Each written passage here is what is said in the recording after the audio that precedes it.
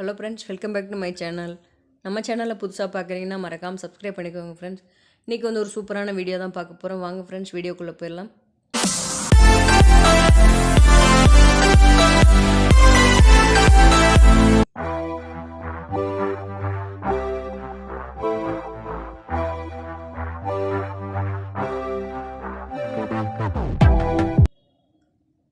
ஒரு கடாயை வந்து அடுப்பில் வச்சுட்டு 4 ஸ்பூன் அளவுக்கு எண்ணெய் விட்டுக்கலாம். 2 பல் பூண்டு, ஒரு பெரிய வத்தல் சேர்த்துருக்கேன்.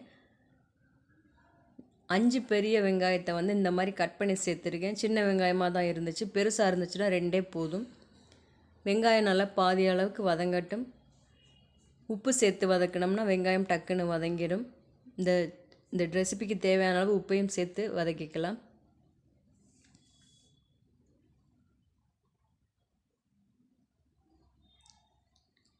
இப்போ வந்து தக்காளி சேர்த்துக்கலாம். தக்காளியை சேர்த்து நல்லா வதக்கிக்கலாம். தக்காளி நல்லா மசிகிற அளவுக்கு வதக்கிக்கலாம்.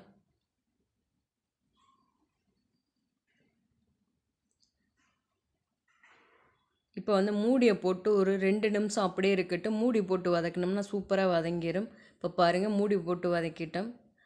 மூடியை வச்சு நம்ம வதக்கினோம்னா நல்லா டக்குன்னு வதங்கிடும்.